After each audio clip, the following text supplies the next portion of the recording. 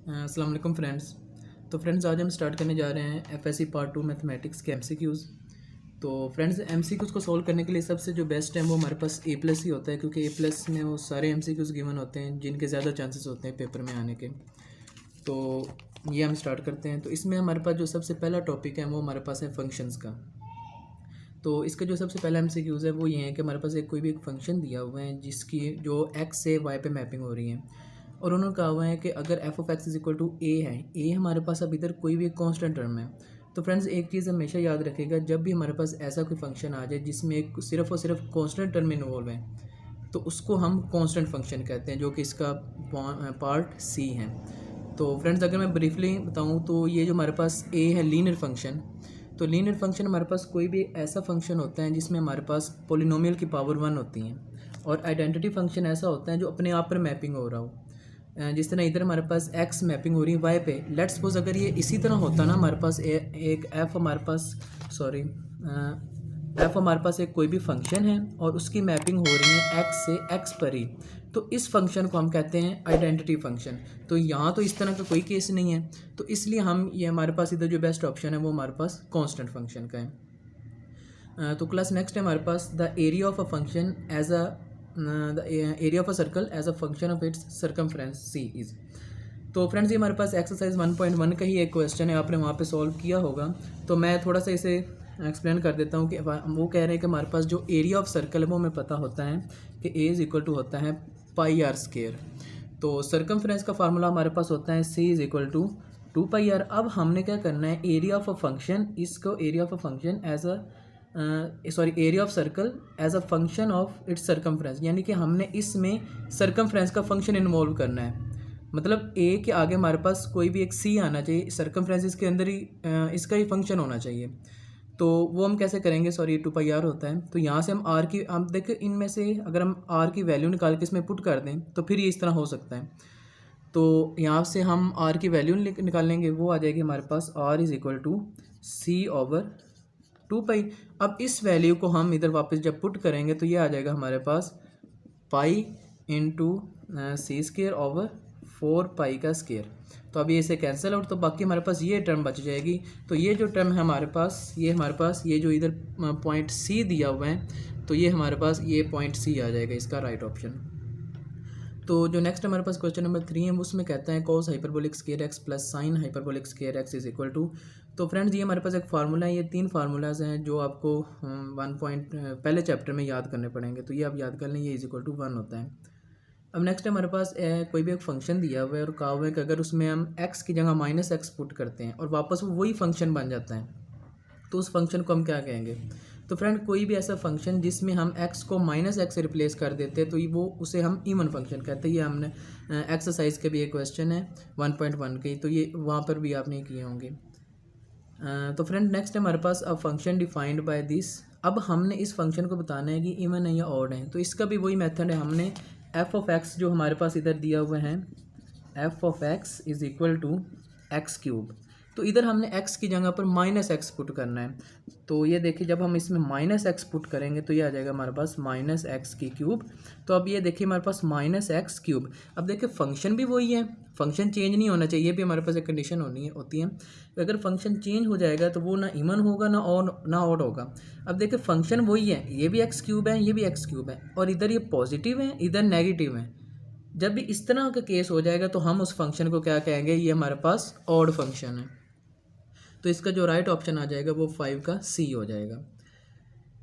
अच्छा स्टूडेंट्स, इसके बाद हमारे पास नेक्स्ट आ जाता है क्वेश्चन नंबर 6। तो इसमें वो हमारे पास x is equal to 80 square और y इज इक्वल टू 280 दिया हुआ है, और उन्होंने कहा है कि ये किस इक्वेशन को, ये कौन सी पैरामेट्रिक इक्वेशन है। तो फ्रेंड्स यहाँ तो मैं आपको ये कहूँगा कि एक दफ़ा आप इसे वैसे ही याद कर लें कि ये पैराबोला की इक्वेशन है। तो बाकी जब हम 6 चैप्टर करेंगे तो वहाँ ये क्लियर हो जाएगा कि कौन सी इक्वेशन पैराबोला की होती है, कौन सी है हाइपरबोला की होती हैं, और कौन सी इलिप्स की होती हैं। तो क्लास नेक्स्ट हमारे पास बहुत इंपॉर्टेंट क्वेश्चन है, और ये जो एमसीक्यूज़ है ये कई दफ़ा इस तरह का कोई ना कोई डोमेन और रेंज का लाजमी हर दफ़ा पेपर में, अगर आप पास पेपर कोई भी उठाएंगे तो आपको ये ऐसा कोई ना कोई एमसीक्यूज़ लाजमी मिलेगा। तो अब इसमें कहता है कि हमने इसकी डोमेन बतानी है। तो इस चीज़ को समझ लीजिएगा आप, अगर कोई क्वेश्चन अनसीन भी आ जाता है, अगर आपने कंडीशन से याद रख लिया ना, तो आप हर क्वेश्चन सॉल्व कर सकते हैं। तो अब हमने इस तरह इसकी डोमेन बतानी है। तो डोमेन बताने के लिए किसी भी फंक्शन की दो चीज़ें याद रख लें कि उसकी पहली चीज़ ये होती है कि अंडर रूट में माइनस नहीं आना चाहिए। जोन सी वैल्यू पुट करने से अंडर रूट में माइनस आएगा वो वैल्यू हम निकाल देंगे, ठीक है। यानी कि लेट्स सपोज आप देखिए हमारे पास एक ये फंक्शन है, इसमें हमारे पास x है, तो x की जगह कौन सी वैल्यू पुट करें कि वो अंडर रूट माइनस आ जाए। तो जाहिर सी बात अगर मैं -1 पुट करूँ तो ये माइनस आ जाएगा -2, लेकिन अगर मैं +1 से लेकर इन्फिनिटी तक पुट करता जाऊँ फिर इसमें हमारे पास माइनस नहीं आएगा।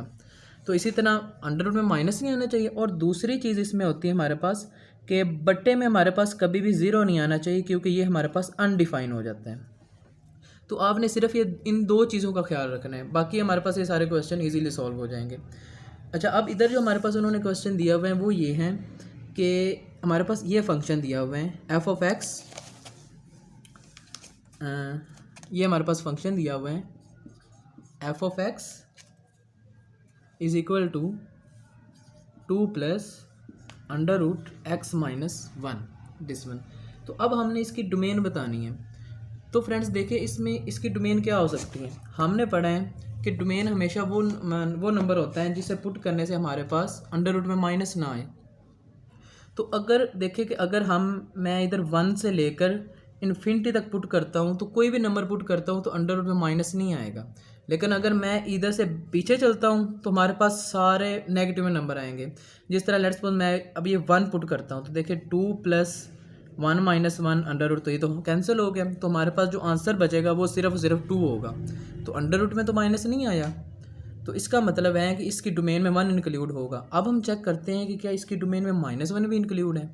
तो उसके लिए अगर हम इस फंक्शन में -1 पुट करते हैं तो वो देखें हमारे पास क्या आ जाएगा 2 + -1 अंडर रूट, तो 2 + अंडर रूट -2। तो अब ये हमारे पास एक फंक्शन आ गया।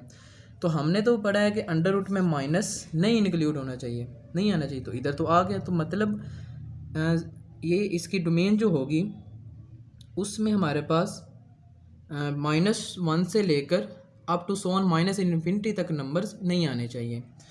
तो इसी तरह अगर हम अब इसकी डोमेन लिखें, डोमेन की बात करें तो वो हमारे पास क्या आ जाएगी 1 से लेकर इन्फिनिटी। और इसका ये मतलब है कि 1 से लेकर इन्फिनिटी तक आप जो मर्ज़ी इसमें पुट कर दें तो आपका आंसर अनडिफाइंड या फिर अंडर रूट में माइनस नहीं आएगा। तो स्टूडेंट नेक्स्ट जो चीज़ याद रखने वाली है वो ये है कि ओपन इंटरवल और क्लोज इंटरवल।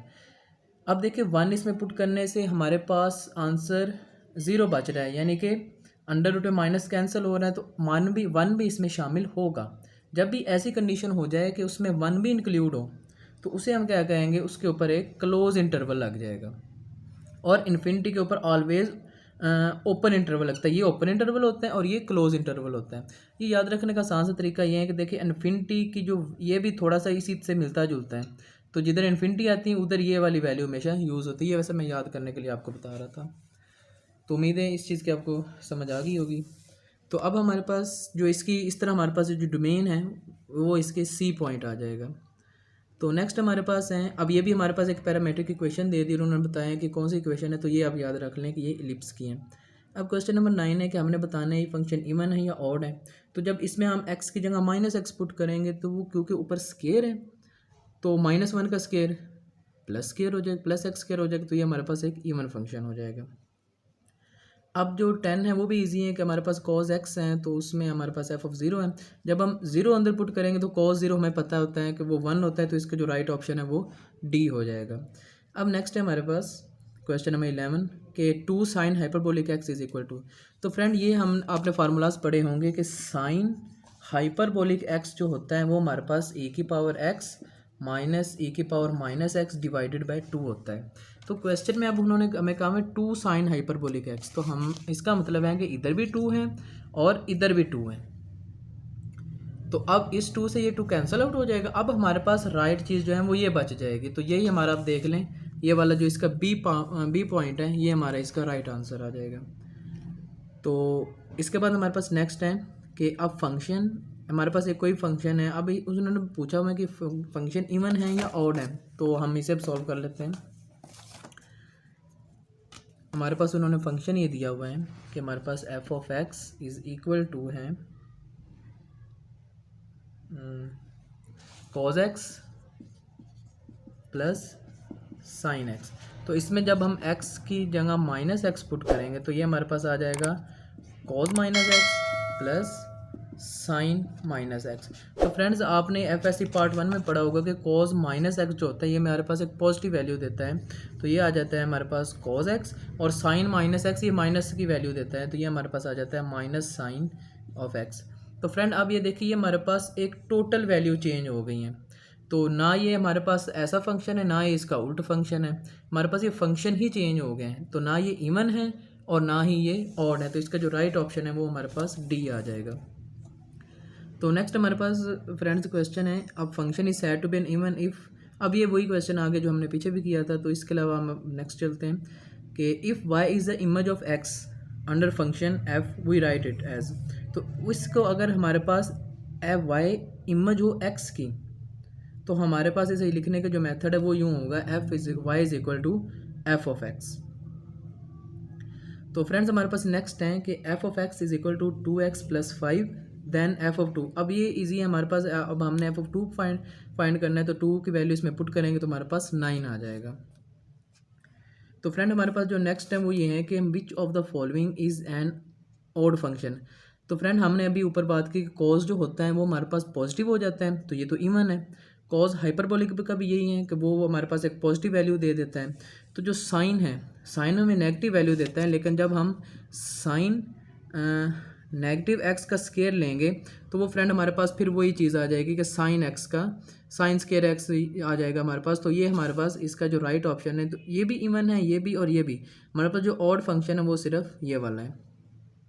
तो फ्रेंड इसी तरह अब हमने इस फंक्शन की डोमेन बतानी है क्वेश्चन नंबर 17 में।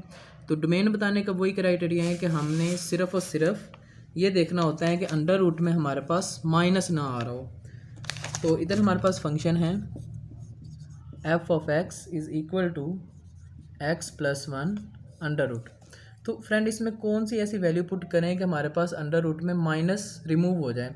तो फ्रेंड आप देखें अगर मैं -1 पुट करूँ, -1 पुट करने से ये 0 हो जाएगा, -2 पुट करूँ तो फिर वो माइनस है, यानी कि इसकी जो डोमेन है वो हमारे पास -1 से लेकर अप टू इन्फिनिटी है। -1 भी इसमें इंक्लूड है, तो अगर -1 इसमें इंक्लूड है तो इसके ऊपर क्लोज इंटरवल और इधर ओपन इंटरवल हो जाएगा। तो इसकी जो डोमेन है हमारे पास वो इसका जो ये पार्ट 1 है ये हमारे पास इसका जो ये सी पार्ट है ये हमारा इसका राइट ऑप्शन आ जाएगा। तो क्लास ये जो इसका क्वेश्चन नंबर 18 है वो ये फार्मूला ही है, ये आपने पढ़े भी होंगे, इसके रिलेटेड हमने क्वेश्चन भी सॉल्व किए हैं। तो ये हमारे पास इसका जो ए ऑप्शन है ये इसका राइट ऑप्शन है।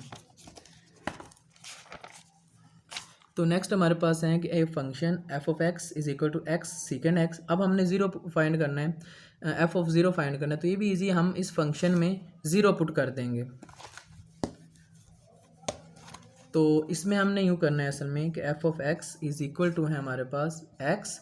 अब इस सेकंड को मैं 1/cos भी तो लिख सकता हूँ, cos x। अब हमने एफ ऑफ 0 फाइंड करना है, तो जिधर जिधर x है उधर हम 0 पुट कर देंगे, तो यह आ जाएगा 0.1/cos 0। तो ये आ जाएगा हमारे पास 0.1/cos 0 1 होता है, तो लेकिन ये इससे मल्टीप्लाई होगा तो हमारे पास ये एक 0 आंसर आ जाएगा। तो इसका जो राइट ऑप्शन है वो सी है।